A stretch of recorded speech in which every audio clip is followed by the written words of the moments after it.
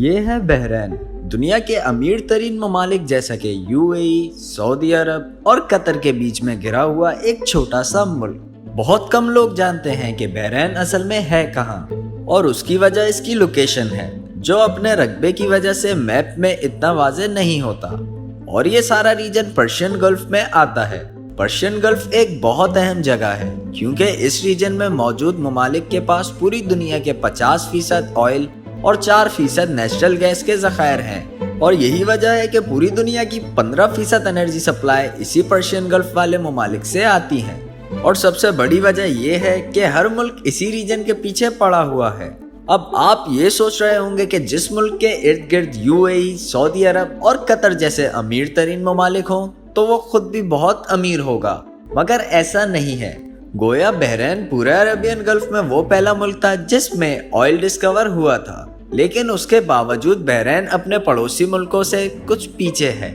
لیکن بہت جلد کچھ ایسا ہونے جا رہا ہے جو کچھ ہی پل میں بحرین کو اس پرشین گلف کا سب سے امیر ترین ملک بنا سکتا ہے، یا پھر ہو سکتا ہے کہ بحرین کے حالات مزید خراب ہو جائیں۔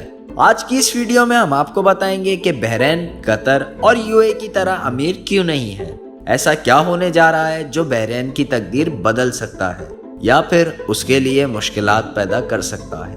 بحرین کی ہسٹری ویسے تو بہت پرانی ہے، مگر سن 1820 میں آج کے بحرین کی اصل بنیاد رکھی گئی تھی، جب اس وقت بحرین کو رول کرنے والے الخلیفہ ٹرائب نے برٹش امپائر کے ساتھ ایک ٹریٹی سائن کی، جس کے مطابق بحرین برٹن کے علاوہ کسی اور کو اپنی زمین نہیں دے گا۔ بحرین کسی بھی فارن گورنمنٹ سے برٹن کی مرضی کے بغیر ریلیشن شپ نہیں رکھے گا، اور بحرین کی اس وفاداری کے بدلے میں برٹن بحرین کو اس کے دشمنوں سے پروٹیکٹ کرے گا۔ اس معاہدے کے بعد بحرین کو وہ امن نصیب ہو گیا جس کی اس کو صدیوں سے تلاش تھی۔ سمندر میں زبردست لوکیشن ہونے کی وجہ سے منامہ کا سی پورٹ چند سالوں میں ہی پورے پرشین گلف پر چھا گیا۔ 20ویں صدی کے شروع تک بحرین بسرا، کویت اور مسقط سی پورٹ کی ساری ٹریفک اپنی طرف کھینچ چکا تھا۔ پھر انڈیا اور ایران سے بہت سارے لوگ بحرین آ کے آباد ہونا شروع ہو گئے تھے، اور بہت جلد بحرین ایک ٹریڈنگ جائنٹ بن چکا تھا۔ جون سن 1932 میں بحرین میں آئل کے ریزروز ڈسکور ہوئے، جس کی وجہ سے وہ برٹین کی آنکھ کا تارا بن گیا، کیونکہ بحرین پورے پرشین گلف میں وہ پہلا ملک تھا جس میں آئل ڈسکور ہوا تھا۔ اور پھر سن 1935 تک بحرین 25,000 ٹنز آئل جاپان بھیج رہا تھا، اور صرف 10 سالوں میں بحرین پرشین گلف میں برٹین کا ایڈمنسٹریٹو سینٹر بن چکا تھا۔ بحرین میں لاکھوں ڈالرز آ رہے تھے اور حالات آہستہ آہستہ بدل رہے تھے۔ پھر سن 1971 میں جب برٹین نے سارے گلف کنٹریز کے ساتھ ٹریٹی ختم کی تو باقی عرب ممالک کی طرح بحرین بھی ایک انڈیپینڈنٹ کنٹری بن گیا، اور آج بحرین UN کے مطابق ورلڈ کی فاسٹسٹ گروئنگ اکانومی ہے۔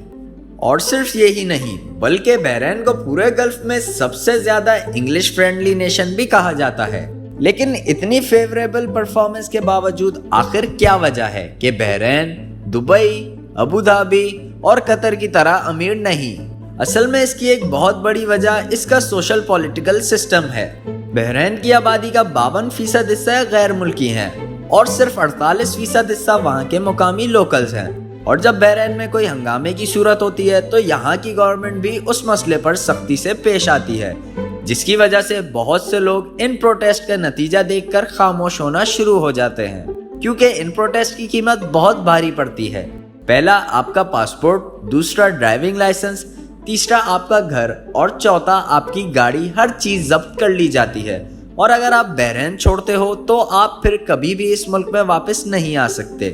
بحرین کی اکانومی اصل میں فارینرز چلاتے ہیں، جن میں پاکستانی، انڈینز، بنگالی، فلپینوز، ایرانی اور برطانیہ شامل ہے۔ بحرین کی اصل میں 75% آمدنی آئل ایکسپورٹ سے آتی ہے، اور اس آمدنی پر سب سے بڑا بوجھ ہے بحرینی نیشنلز کو دی جانے والی فیسلٹیز۔ اور دوسری ہی طرف 10 سالوں سے آئل کی قیمت لگاتار گر رہی ہے، جس کی وجہ سے بحرین کے ریونیوز بھی گر رہے ہیں۔ اور سب سے بڑی بات تو یہ ہے کہ آئل ریزروز بہت تیزی سے ختم ہو رہے ہیں۔ ایک طرف آپ کی انکم نہیں بڑھ رہی، دوسری طرف آپ کے اخراجات وہی ہیں، اور تیسری بات آپ کے ریونیو سورسز بہت جلد ایگزاسٹ ہونے والے ہیں۔ لیکن ان سب چیزوں میں پھنسے بحرین کو قدرت کی طرف سے 2 بہت بڑے تحفے ملے ہیں۔ सन 2018 में बहरीन के पास इस रीजन में 8 बिलियन बैरल्स के शेल ऑयल रिजर्व्स डिस्कवर हुए हैं और इसके 4 साल बाद ही 2022 में अल जोबब और अल जौफ के पास नेचुरल गैस के भी 2 बड़े रिजर्वर्स डिस्कवर हुए हैं और इन डिस्कवरीज ने पूरे मिडिल ईस्ट में हलचल मचा दी है।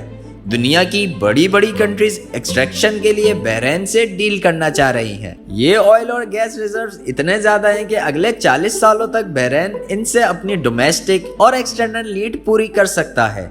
यहाँ पर सिर्फ एक प्रॉब्लम ये है कि किसी भी ऑयल रिजर्व्स को एक्सट्रैक्ट करने की कॉस्ट सेम नहीं होती और ये तो है भी शेल ऑयल, मतलब ये समंदर में पत्थरों के काफी नीचे है जिसको निकालना कोई आसान काम नहीं और अगर ये ऑयल बहरीन निकाल लेता है तो आने वाले वक्तों में ये पूरी दुनिया पर राज कर सकता है। अगर आपको ये वीडियो पसंद आए तो वीडियो को लाइक करना ना भूलें और अगर आप ऐसी इन्फॉर्मेटिव वीडियोस देखना चाहते हैं तो इंडिगो टीवी को सब्सक्राइब करें।